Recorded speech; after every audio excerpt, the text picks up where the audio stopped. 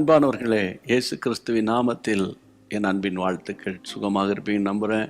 கர்த்தர் உங்களை அளவில்லாமல் ஆசீர்வதிப்பார்.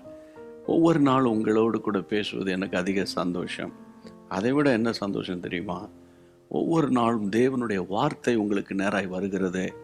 அந்த வார்த்தையில் ஒரு கிருபை இருக்கிறது, அந்த வசனத்தில் ஒரு அபிஷேகம் இருக்கிறது, அந்த ஆவியானவர் உங்களை நடத்துகிறாரே.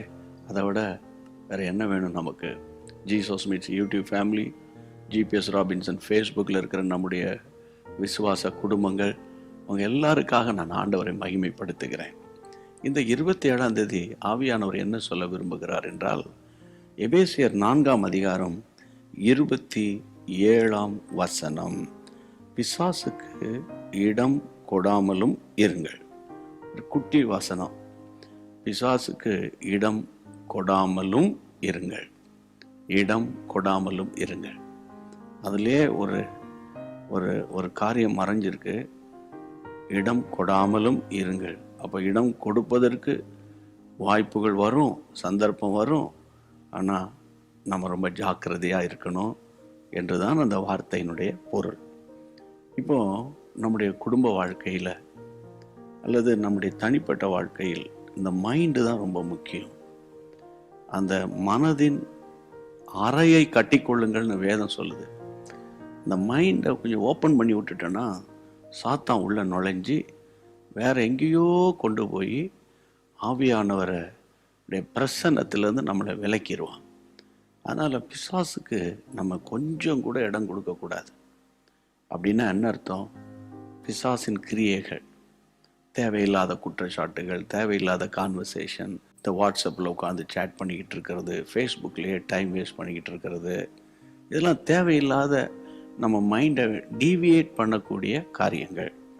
அப்போது இந்த நாட்களில் ஆவியானவர் நமக்கு கொடுக்குற இந்த அருமையான ஒரு சத்தியம், பிசாசுக்கு இடம் கொடுத்துடக்கூடாது. பிசாசு அவன் யார்?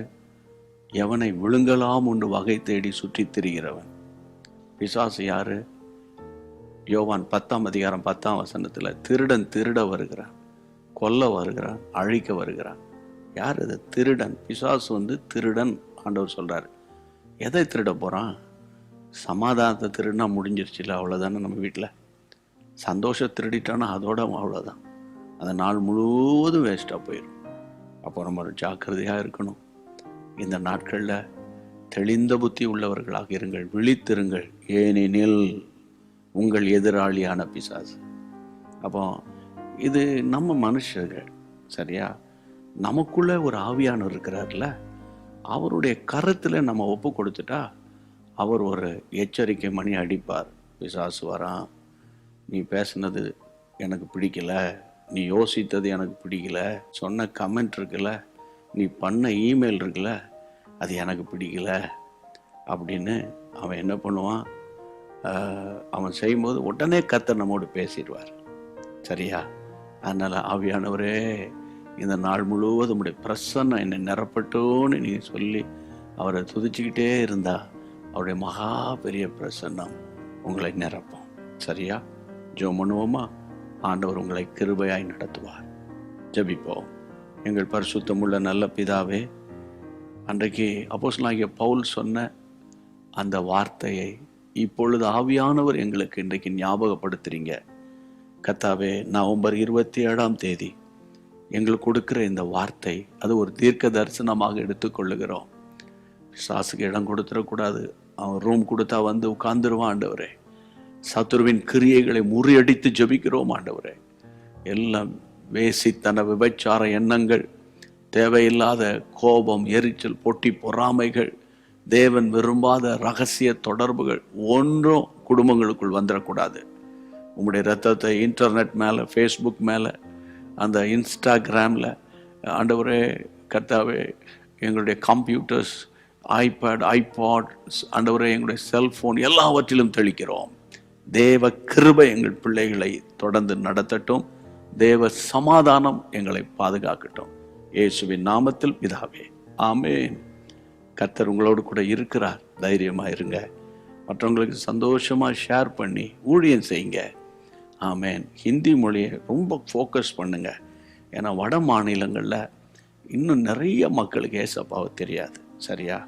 கர்த்தர் உங்களை ஆசீர்வதிப்பார். God bless you. அன்பான தேவனுடைய பிள்ளைகளே, இச்செய்தி உங்களுக்கு மிகுந்த ஆசீர்வாதமாக இருந்ததென்று நாங்கள் நம்புகிறோம். தொடர்ந்து எங்கள் செய்திகளை கேட்டு கர்த்தருக்குள் ஆசீர்வதிக்கப்பட ஜீசஸ் மீட்ஸ் மினிஸ்ட்ரீஸ் என்கிற எங்கள் யூடியூப் சேனலை சப்ஸ்கிரைப் செய்யுங்கள்.